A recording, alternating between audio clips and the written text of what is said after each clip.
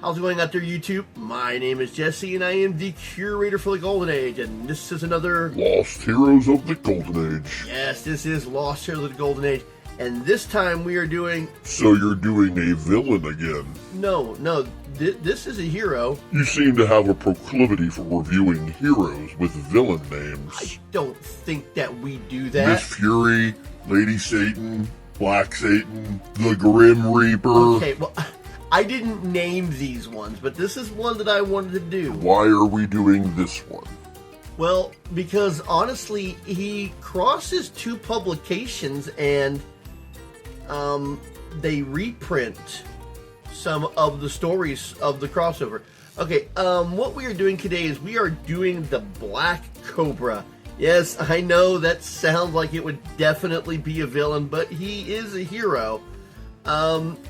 One of the things in the Golden Age when I got the non-power superhero, I don't know what Chesler was originally thinking when they started this, because they started this character before it went over to Ajax and Farwell. Well, first it was in 4-Star Publications, which is part of Ajax and Farwell, and then moved over to them where they put their imprint on the revamp of the story. They kind of the same but different.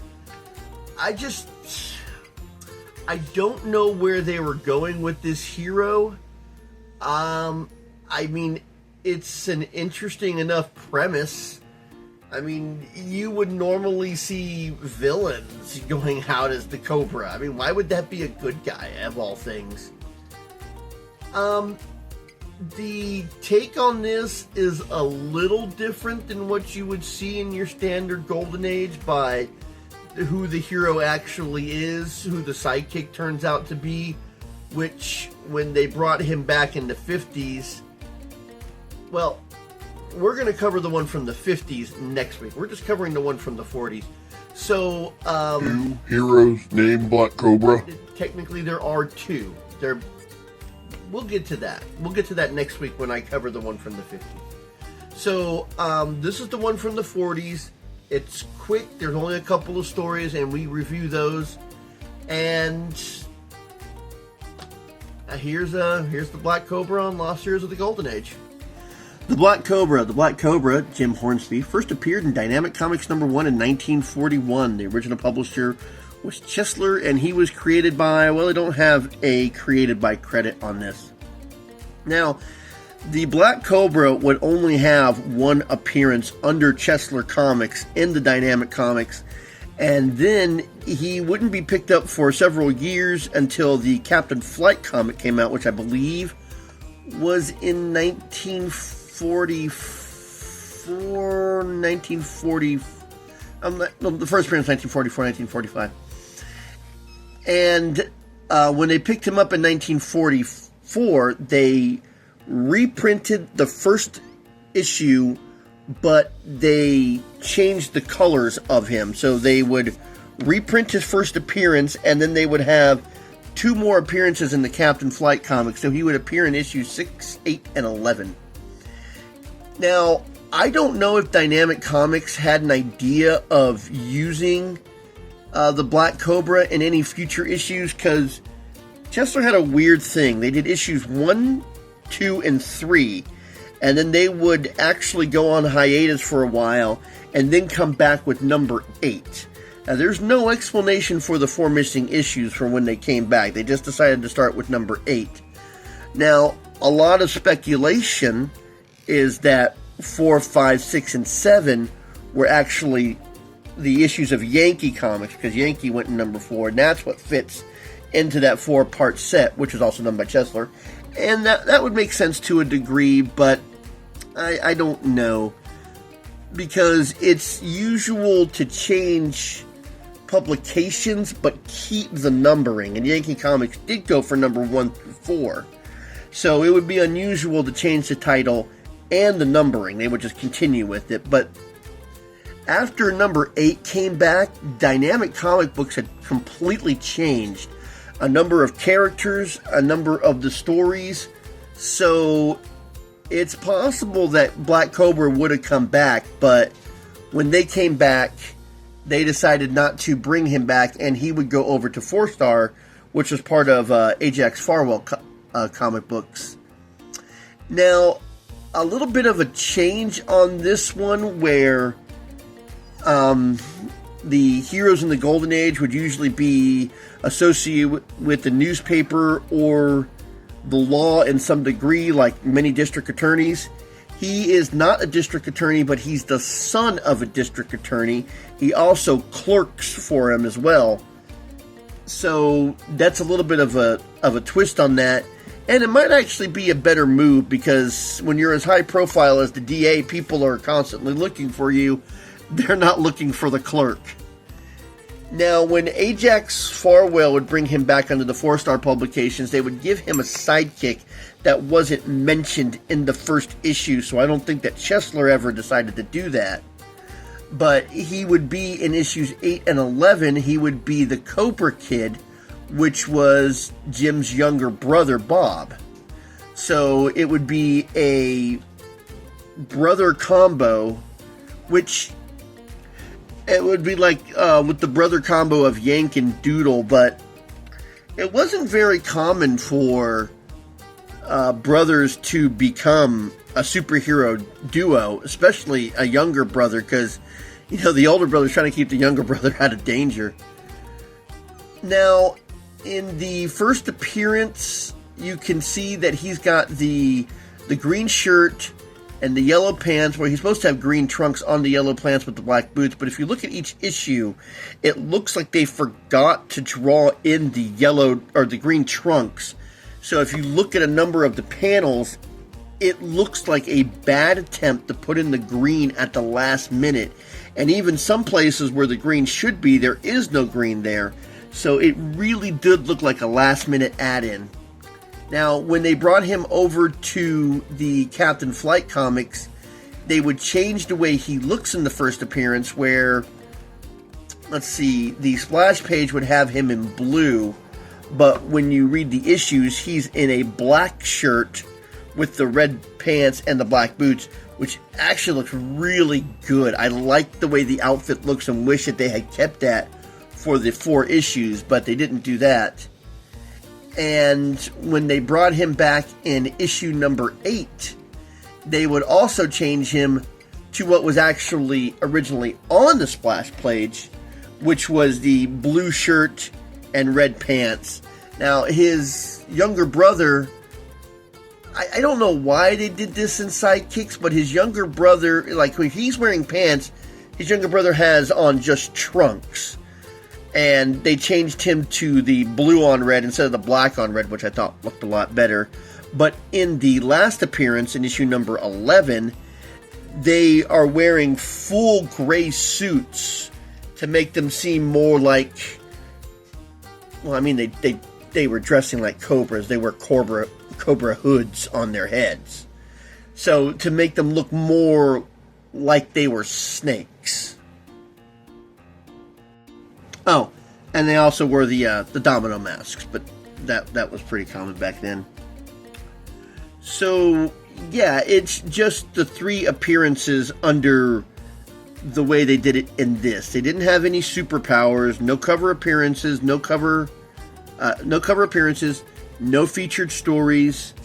They weren't backup features, they were more of the middle of the issue features, so not good enough to be the premiere, not, relegated to a backup, just kind of middle of the road, and the stories were okay. I think it's kind of funny in the 3rd issue where they're in a museum and they're being held at gunpoint. Their son says, or what did their father says? Do something, boys, do something. Oh, you're no sons of mine. He's holding a gun. What did you want them to do? You want them to get shot? I mean, yeah, they're the superheroes, but you don't know that. Okay, so let's go ahead and cover the first appearance. There's no introduction to the Cobra Kid. It's when the second appearance starts, he's there jumping onto a boat with his brother.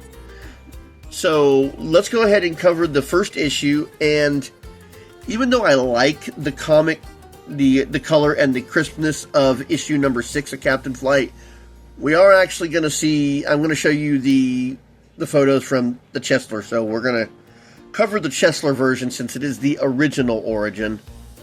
And just keep in mind, Captain Flight number 6 is the same thing, which is different colors. So let's go ahead and cover this guy. The Black Cobra. Getting inside leads as a clerk in his father's office, Jim Hornsby, the district attorney's son, battles crime and injustice as the daring Black Cobra. I mean, this is a kind of a cool splash page, but besides, it has nothing to do with his power. Harry A. Chesler feature syndicate, I think it's New York.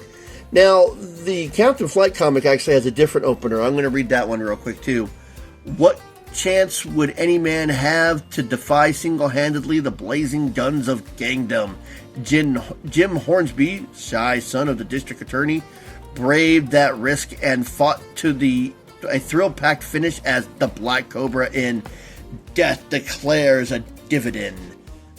I mean, you could have just printed what they did in the first one. There was really no reason to change it. The men are ready, Mr. Hornsby. Good. I'll show you where the records are. Your men can deliver them to the courthouse. Guess your son, Jim, will be joining your staff soon, Mr. Hornsby? Bah, that panty-waist prefers to remain a clerk. Come. Oh, wow. Wow, okay. I mean, I know that he doesn't think much of his son, but he said it right in front of him. I mean, even in this next panel, just a panty waist, huh?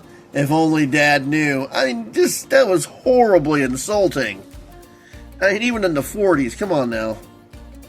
Okay, so as we see them loading up, just a panty waist, huh? If only Dad knew. Oh well. I'll watch them load the records. So we see, it looks like 2 police officers are loading the records, and then these 2 guys come up. Quick, you lumbering idiot. We've got to get the evidence if we want to get paid. The professor and Hugo, that means trouble. The Black Cobra is needed here. And in the very next scene, we see him on the roof already dressed. That was rather quick. Okay, so we see Hugo manhandling the 2 cops. Wow. That is quite a picture. He's got him around the neck and just slinging him around. Okay, so he leaps off of the building, comes over and punches Hugo, and as he's fighting, there's a whistle being blown. So more cops are coming around. Cops, no wonder they left. I'd better beat it too. So we see him leaping away. Oh, for the love of Mike, he cleared a 10-foot wall. That's quite athletic. I mean, I don't think I could clear a 10-foot wall if I tried. Okay, so he changes back and he gets back into the building. Where the blazes have you been? 2 hours for lunch? I just witnessed a wonderful spectacle. The Black Cobra foiled an attempt to rob the Hell Gang's evidence. Hell Gang? Of all the names, why would you call yourself the Hell Gang? Okay, so his father gets the armored car ready and is going to have them take an alternate route, the Old Country Road, and Jim thinks that this is a good chance for the Black Cobra to show up again. Now, what I want to know is how the professor and Hugo knew about the armored car taking another road. Because they're here ahead of the car, ready to stop this. So I want to know how they knew. They're just there. So he throws a giant rock. God, this guy is strong. And blocks the road. And then the cops stop real quickly. Quick Hugo grabbed them off their guard. So Hugo comes in and beats up the cops. And Jim is there as the Black Cobra. Suddenly, the Black Cobra drops from a treetop. Here's your present, Professor. Now, we know how the Black Cobra knew about the alternate change route, because he was there listening to it. I'd still like to know how the Professor and Hugo knew about it. Okay, so he knocks the Professor back, and then Hugo hits him from behind with a rock. That's a big rock. Are you sure he's not dead already? Wait, I'll finish him my way. Meanwhile, at the trial of the Hell Gang leaders, the judge is angered at the delay. You have just 1 hour to produce the evidence and records, Mr. Hornsby, but I'm certain they will be here, Your Honor. Okay, and the two gang members start talking. Looks like the professor and Hugo have the records now. We'll be set free in no time. Now we go back to the professor, and he looks like he's got a really hot pipe. I mean, you can see it's red, and these little lines are coming off of it to the signal it's hot. Take the records and burn them in the furnace. I'm going to try some new torture angles on the Black Cobra. A medieval hot foot. Okay, so I guess he's going to get the hot foot, and he, with a powerful lunge, the Black Cobra rids his bonds. I mean, I'm going to go out on a limb and guess that the rope was old, because he doesn't have any strength powers. Yet somehow he was able to break these ropes, and he punches the professor, and that's just an unfortunately drawn panel. It looks really, really bad. Now for little Hugo and the records. He's not little. I mean, he punched the professor, and all of a sudden the professor looks like he's floating upward. I mean, couldn't you have just drawn him, like, falling backwards instead? Dude, that looks just so wrong and odd. Okay. So Hugo's about to burn the records. Who's there? The Black Cobra. Without a moment's hesitation, the figure in black leaps for the stalwart giant. Savagely, they pound away at each other. That's unfortunately said. Okay, so they're trading punches back and forth, and finally he gets him by using his head, literally. Touchdown! The impact sends the giant crashing against the furnace. So, as he picks up the court records, we go back to the trial. The court can no longer wait for the evidence. The prisoners are discharged, so they get out. That was a cinch. And just as they're walking out, the Black Cobra busts through the windows of the courthouse. Your records, Mr. DA! He goes crashing through the window. Oh, I have read a lot of Golden Age comic books, and that's the first time I've seen something that ridiculous. I mean, most people burst through the front doors of the courtroom, not burst through the windows. Okay, they were released, and they're running out of the building as the Black Cobra pops in, because they know that the evidence is there. They get into the car, and the Black Cobra grabs the driver and causes them to crash. As the car smashes into the brick wall, the Black Cobra disappears out of sight. It's the leaders of the Hell Gang, and the Black Cobra's done it again. We'll reread these last two panels. My son needed a half day off. The sight of the attempted robbery sickened him. He's such a delicate boy. We shouldn't be picking on him. That night at the DA's house. I've given 10 years of my life to have my son. I'd give 10 years of my life to have a son like the Black Cobra. Too bad Dad doesn't know he has. The professor and Hugo are still at large. That means more work for the Black Cobra in the next issue of this magazine. Well, you won't be in the next issue of this magazine. You won't appear anymore in Chesler Comics.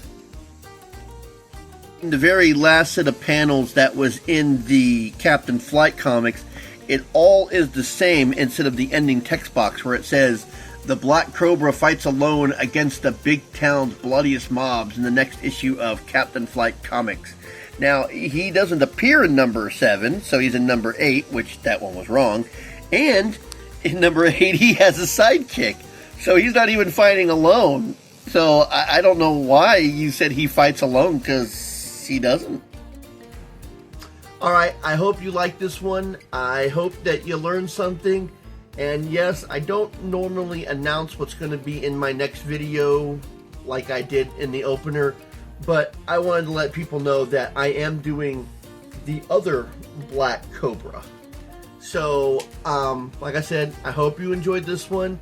If you got any requests, go ahead and send those in. Until next time, I'll be seeing you.